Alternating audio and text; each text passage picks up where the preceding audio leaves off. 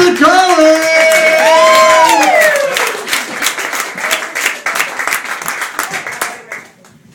Well, first of all, I think I need you, Bob, to come up here so I can pull on your hair while I talk. So I get nervous. One hair. That was it. This is the first thing. He called me up and told me that he has, well, there had to be a shrink in this family, right? He called me up one day and told me that he was having a problem, that when he taught his classes, he had a hair curling problem, that he was always doing his hair. And I told him, well, you know, click the clicker and then you can, that's the first way, you self-monitor how often you're doing this. And he goes, oh no, I'm addicted to the clicker now.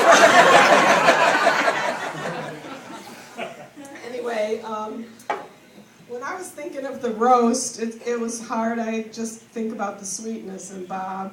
And maybe that's because he and I, when there was fighting and craziness in our family, for some reason, he related to me and the sensitivity in me. And so he'd come and do things like brush my hair when I was 9. No socks? I didn't get the socks.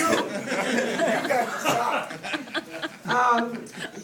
When he got a job, his first job at a tennis club, he bought me a Chris Everett tennis dress and racket. And if you know, coming from my family where there was, very little money, I mean, he did that and he really made me feel like a queen. And he even volleyed with me, despite the fact that my skills were, never up to his.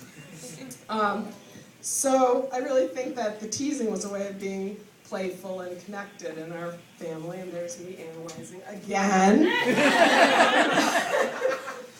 But I do have to tell the one lychee nut story because there are lots of lychee nut references. So on this day, our family was all in Canada with some relatives we'd never met before, and I don't know, I was probably about 8 or 9, and Bob was about 14. And we were told by our parents to make a good impression.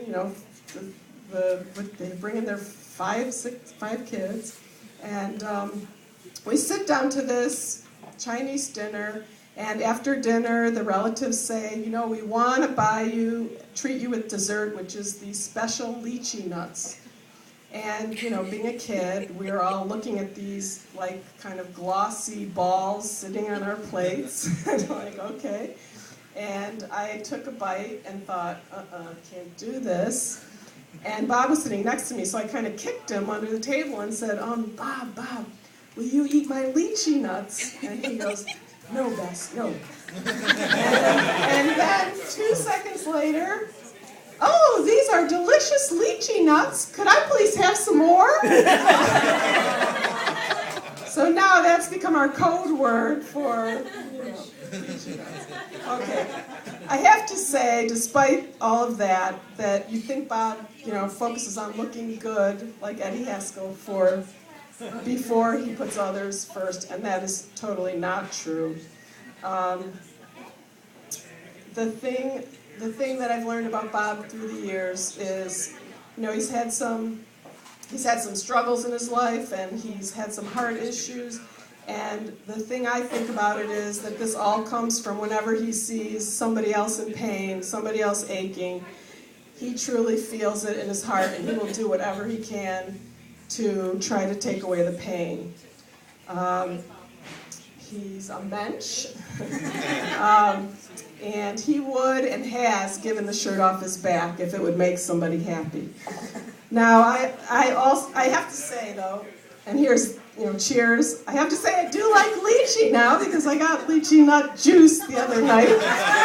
Bob's the only one on his birthday to give presents out, too. So. And the other thing that I've also noticed is we do share coming from the same family, having our little boutique shop in our house where we get items after the holidays and save them till the next holiday so we can be generous and gift people. And so I kind of discovered that Bob must be doing the same thing I am, as well as garage sales, because this is the second year in a row I got Mazel Tov candles. And so I'm giving them back to you for a happy 60th.